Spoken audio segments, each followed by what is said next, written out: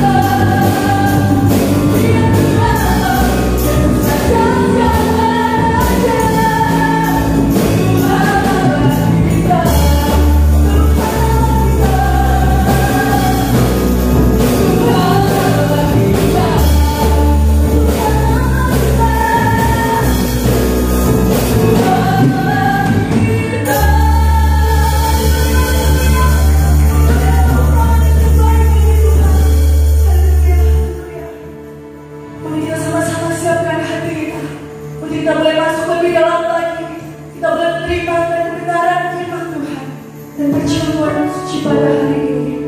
Haleluya. Terima kasih Yesus, terima kasih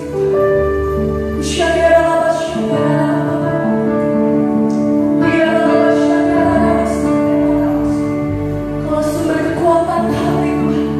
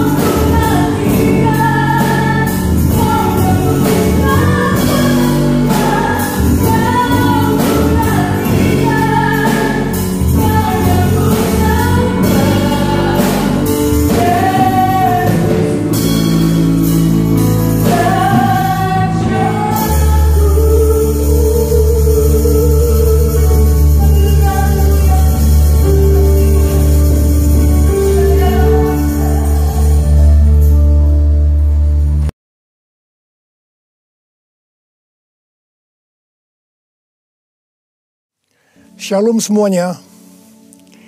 Setelah Tuhan Yesus bangkit, maka selama 40 hari Tuhan Yesus menampakkan diri kepada lebih dari 500 murid-muridnya. Setelah itu dengan disaksikan murid-muridnya, Tuhan Yesus naik ke sorga. Saya percaya kalau kita ada di sana waktu itu, pasti kita akan seperti murid-murid Tuhan Yesus. Mereka pada waktu itu heran. Tuhan Yesus lebih tinggi dari biasanya. Mereka melihat ke bawah, ternyata kaki Tuhan Yesus sudah tidak menyentuh tanah lagi. Perlahan, tapi pasti, Tuhan Yesus terangkat ke sorga. Makin lama makin kecil, sampai ada awan yang menutupi dan hilang dari pandangan mata. Mereka dengan terheran-heran memandang ke langit. Sementara itu ada 2 orang yang berpakaian putih di dekat mereka dan berkata kepada mereka, "Hai orang-orang Galilea, mengapa kamu berdiri melihat ke langit? Yesus ini yang terangkat ke sorga meninggalkan kamu, akan datang kembali dengan cara yang sama seperti kamu melihat dia naik ke sorga. Dari ayat ini saya percaya kalau yang melihat Tuhan Yesus naik ke sorga adalah murid Tuhan Yesus, maka yang akan melihat Tuhan Yesus turun dari sorga untuk mengangkat umatnya adalah murid Tuhan Yesus. Tuhan Yesus sekarang berada di sorga. Di dalam Yohanes 14 ayat 1 sampai dengan 3 tertulis bahwa Tuhan Yesus menyediakan tempat bagi kita. Sesuai dengan Ibrani 7 ayat 25, Tuhan Yesus menjadi pendoa syafaat bagi kita supaya kita selamat secara sempurna. Dan sesuai dengan Kisah Para Rasul 1 ayat 8, Tuhan Yesus mencurahkan Roh Kudus bagi kita. Sesuai dengan Yohanes 14 ayat 1 sampai dengan 3, Tuhan Yesus berkata bahwa Dia akan ke sorga untuk menyediakan tempat bagi kita. Setelah menyediakan tempat bagi kita, Tuhan Yesus akan datang kembali untuk membawa kita ke sorga. Dan kita akan bersama-sama dengan Tuhan Yesus selama-lamanya. Kita percaya bahwa kedatangan Tuhan Yesus yang kedua kali sudah sangat-sangat dekat. Tuhan Yesus berkata dalam Lukas 21 ayat 25 sampai dengan 28 bahwa salah satu tanda menjelang kedatangan Tuhan Yesus kembali adalah akan terjadi di mana orang akan mati ketakutan karena kecemasan berhubung dengan segala yang menimpa bumi ini. Mirip dengan apa yang nanti akan terjadi saat kedatangannya kembali. Bukankah kita saat ini melihat bahwa ciri-ciri serangan COVID-19 ini adalah membuat orang ketakutan, khawatir, yang berlebihan, dan panik? Ternyata banyak orang-orang yang ketakutan pada hal-hal lain ketimbang kepada COVID-19 itu sendiri. Kalau keadaan ini berlarut-larut, maka akan banyak orang yang mati ketakutan karena kecemasan ketimbang mati karena COVID-19 itu sendiri.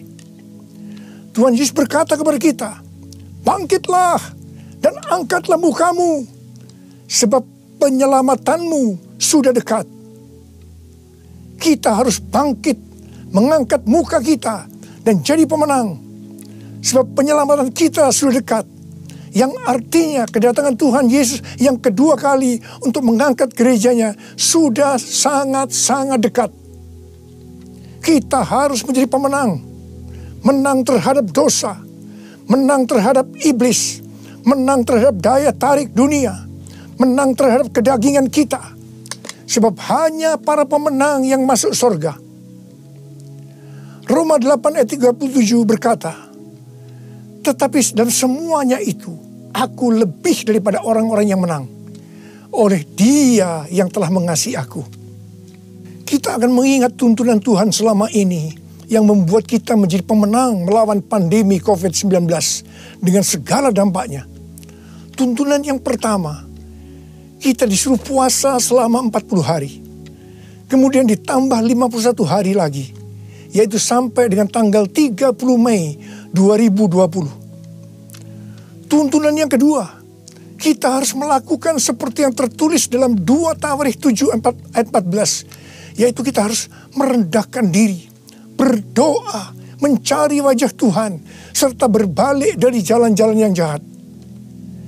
Tuntunan yang ketiga, gereja harus membuat mezbah doa, pujian dan penyembahan dengan membayar harga, yaitu gereja harus bersatu. Gereja tidak boleh saling menjelekkan. Gereja tidak boleh saling menyerang.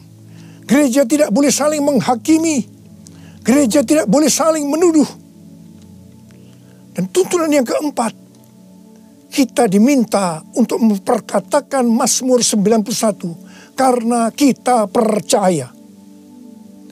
Dan tuntunan yang kelima, kita diminta untuk menghardik COVID-19 dan badai krisis ekonomi dengan berkata, diam, tenanglah di dalam nama Tuhan Yesus.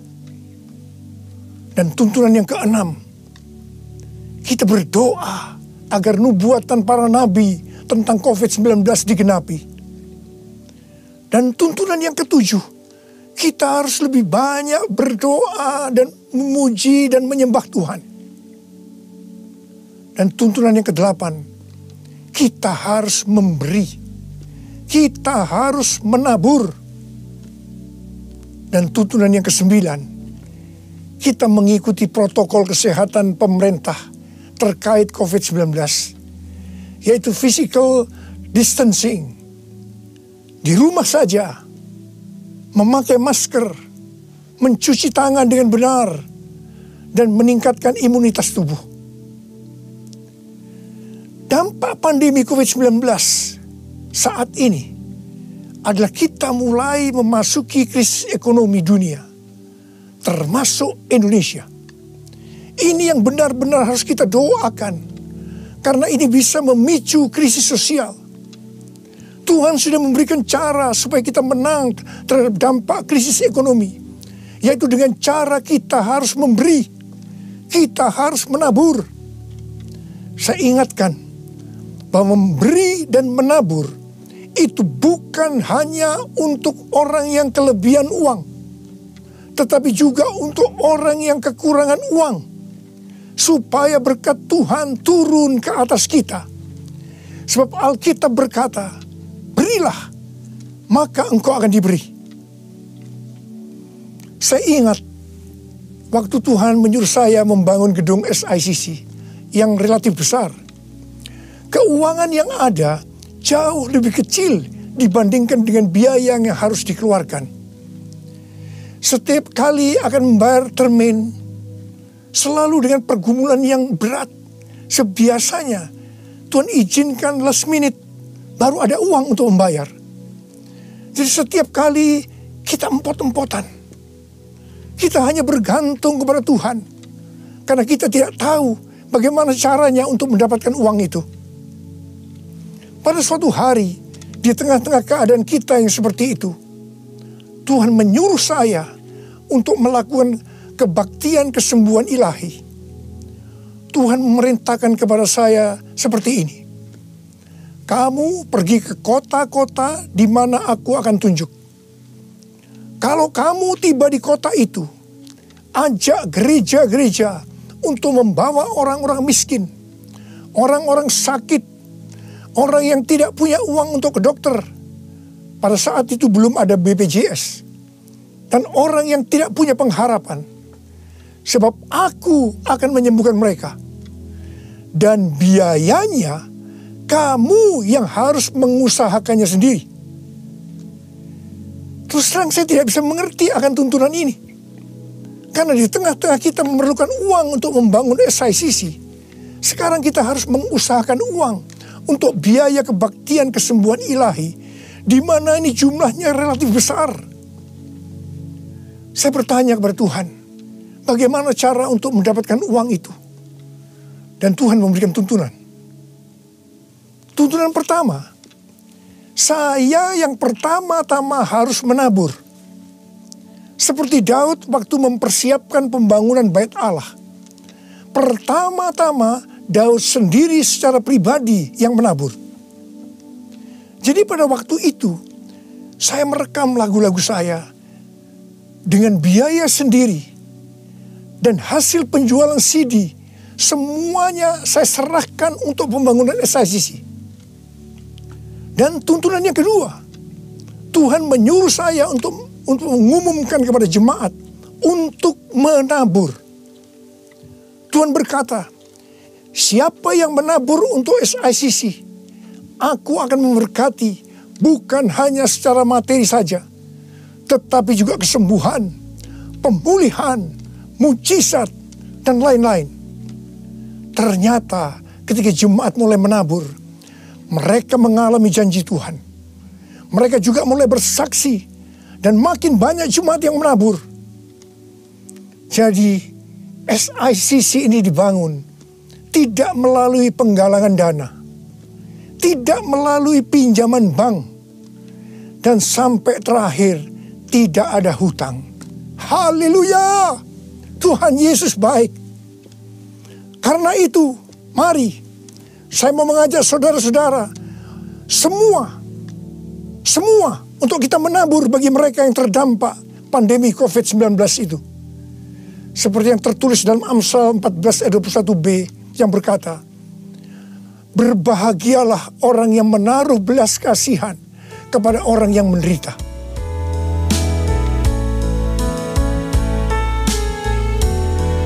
Nyanyi Hosana bagi Rajaku yang duduk di tahta.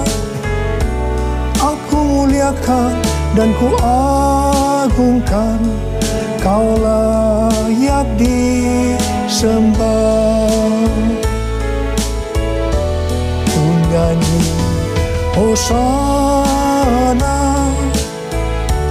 bagi Rajaku yang duduk di tahta. Aku muliakan dan ku agungkan, Kau layak disembah. Kau layak disembah. Kau layak disembah.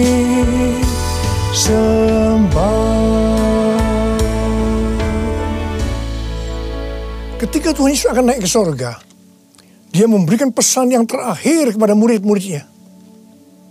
Ada berapa banyak murid Tuhan Yesus di tempat ini? Boleh angkat tangan. Berarti ini juga pesan buat kita semua. Katakan amin. Kisah Para Rasul 1 ayat 8 berkata, tetapi kamu akan menerima kuasa kalau Roh Kudus turun ke atas kamu. Dan kamu akan menjadi saksiku di Yerusalem dan di seluruh Yudea dan Samaria dan sampai ke ujung bumi. Untuk melakukan amanat agung Tuhan Yesus, maka kita harus menerima kuasa Roh Kudus. Jadi 10 hari setelah Tuhan Yesus berada di sorga, pada hari raya Pentakosta, Roh Kudus dicurahkan. Murid-murid Tuhan Yesus dipenuhi Roh Kudus dengan tanda awal berbahasa roh, dan mereka melakukan amanat agung Tuhan Yesus. Ini yang Tuhan sebutkan sebagai Pentakosta pertama. Pentakosta pertama ini dahsyat. Mengapa? Sebab dalam kurun waktu 100 tahun, 70% dari dunia yang dikenal waktu itu menjadi Kristen. Jadi Pentakosta pertama itu dahsyat. Pertanyaannya, apakah amanat agung Tuhan Yesus sudah selesai? Belum. Karena itu, pada tahun 1906, Tuhan mencurahkan Roh Kudus di Azusa Street. Seorang hamba Tuhan yang bernama William Seymour dipakai Tuhan. Ini yang Tuhan sebutkan sebagai Pentakosta yang kedua. Pentakosta kedua ini dahsyat. Mengapa? Sebab menurut Gordon Conwell Theological Seminary, bahwa 77,9% dari kekristenan yang ada saat ini dimulai dari awal tahun 1900. Berarti itu dimulai dari peristiwa di Azusa Street ini. Jadi Pentakosta kedua ini dahsyat. Pertanyaannya, apakah amanat agung Tuhan Yesus sudah selesai? Belum. Tahun 1909, William Seymour bernubuat bahwa kira-kira 100 tahun ke depan, itu berarti hari-hari ini, Roh Kudus akan dicurahkan lebih dahsyat dibanding di Azusa Street. Dikatakan bahwa gerakan ini tidak akan berhenti sampai Tuhan Yesus datang kembali. Jadi ini adalah pencurahan Roh Kudus yang terakhir sebelum Tuhan Yesus datang kembali. Tahun 2013, Tuhan memberikan nama peristiwa pencurahan Roh Kudus ini sebagai Pentakosta yang ketiga. Dengan adanya Pentakosta yang ketiga ini, amanat agung Tuhan Yesus akan selesai dan Tuhan Yesus akan datang kembali. Dalam acara Trumpet Call tanggal 15 April 2020 di Indonesia, Cindy Jacob dan Chuck Pierce bernubuat untuk Indonesia. Cindy Jacob bernubuat bahwa setelah COVID-19 selesai, Tuhan Yesus akan mencurahkan Roh Kudus secara besar-besaran atas Indonesia. yaitu Pentakosta yang ketiga. Kalau Pentakosta pertama terjadi di kamar loteng Yerusalem, Pentakosta kedua terjadi di Los Angeles, Azusa Street, maka Pentakosta ketiga terjadi di Indonesia. Haleluya! Akan terjadi lambatan Tuhan yang terbesar di Indonesia. Dan Tuhan Yesus berkata, siapkan dirimu untuk pencurahan Roh Kudus besar-besaran. Roh Kudus akan melanda dengan dahsyat mulai dari timur ke barat. Bersiaplah untuk memasuki era Pentakosta ketiga. Chuck Pierce bernubuat bahwa Tuhan sedang membawa pasukan Tuhan di Indonesia memasuki musim yang baru, yaitu menyiapkan lumbung-lumbung untuk menampung tuaian jiwa-jiwa. Tuhan sedang menyiapkan penuaian global. Penuaian terbesar akan terjadi di seluruh Indonesia. Dan Tuhan memberitahu kepada saya agar memeriksa barisan dari kul. Pemuritan akan terjadi di kul. Dan saya minta, sekali lagi saya mau katakan, saya minta agar saudara-saudara bergabung dalam kul.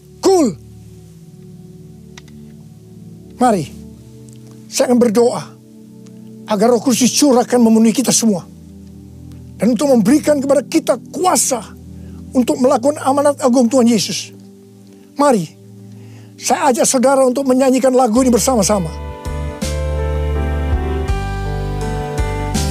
Curahkanlah kuasa-Mu Tuhan, mujizat terjadi di tempat ini.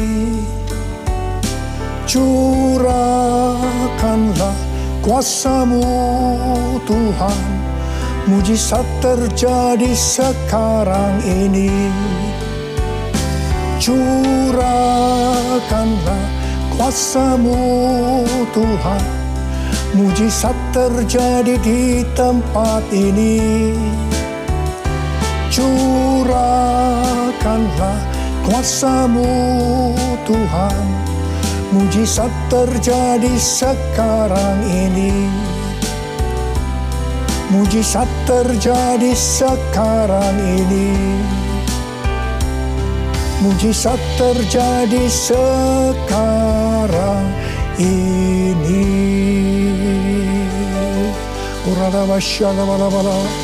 Berbahasa roh. Berbahasa roh saat ini. Berbahasa roh dengan kuat. Berbahasa roh.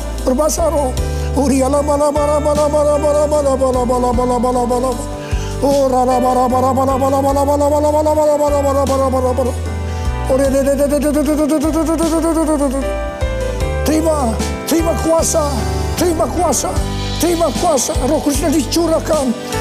Api Pentakosta ketiga sedang turun saat ini. Terima kuasa untuk menjadi saksi Yesus, untuk melakukan amanat agung Tuhan Yesus. Terima.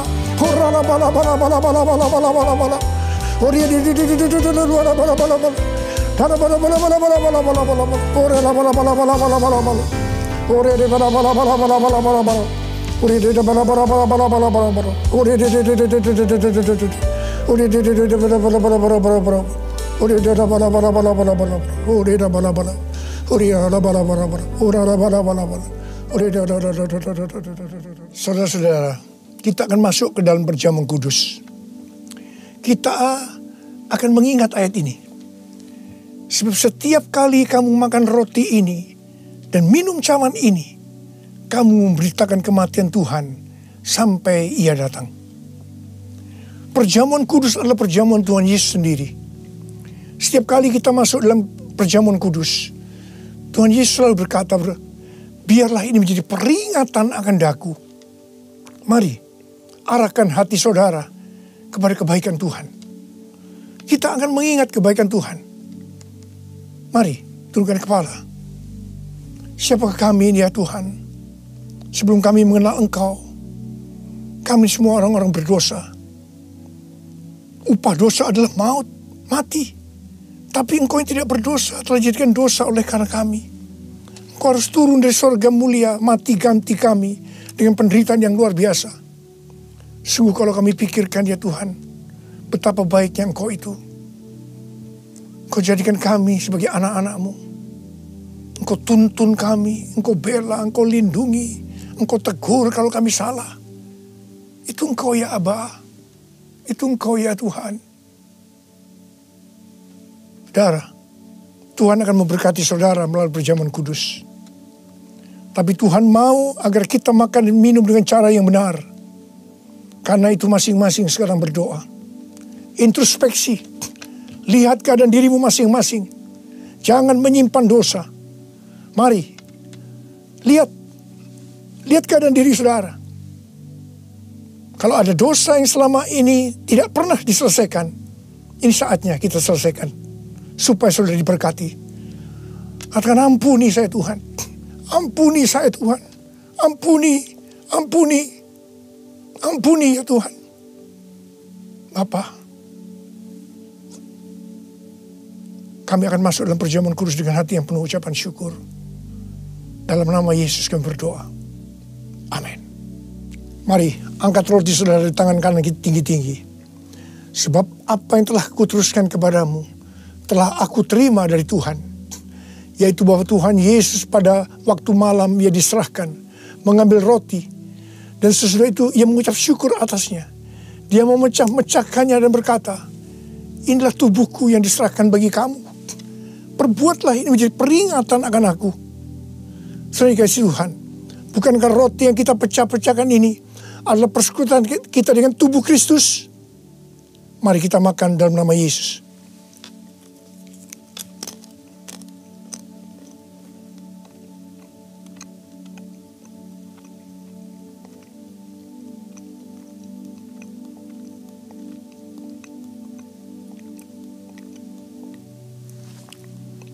Mari, angkat cawan di tangan kanan saudara tinggi-tinggi.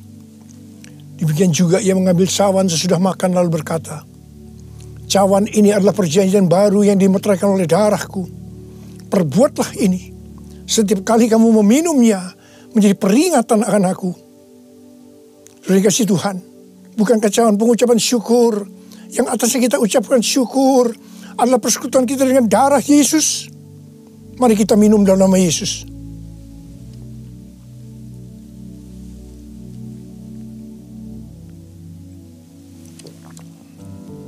Oh Tuhan, terima kasih.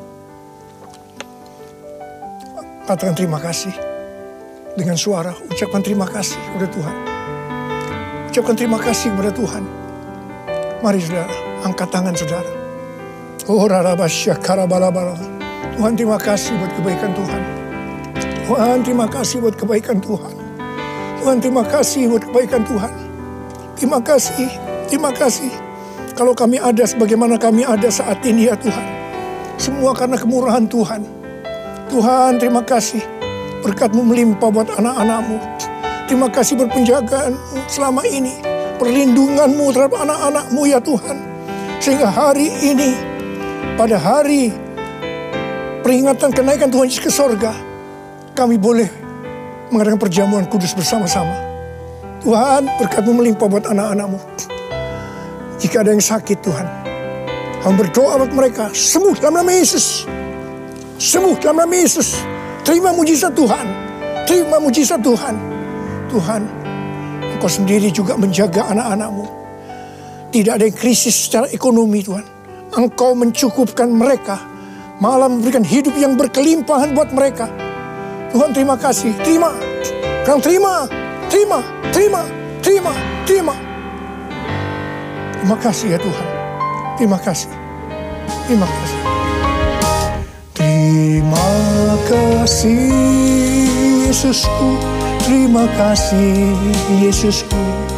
Puji syukur hanya bagi Tuhanku. Terima kasih Yesusku. Terima kasih Yesusku. Puji syukur hanya bagi Tuhanku.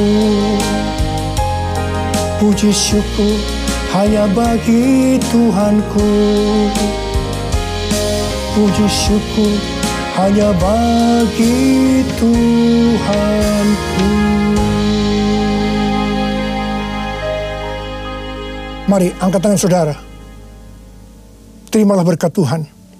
Kasih karunia yang berlimpah-limpah daripada Allah Bapa di dalam Anak yang tunggal Yesus Kristus. Persekutuan yang manis dengan Roh Kudus menyertai saudara sekalian mulai hari ini sampai Tuhan Yesus datang menjemput kita di awan-awan dan bahkan sampai selama-lamanya. Yang percaya bersama-sama katakan amin.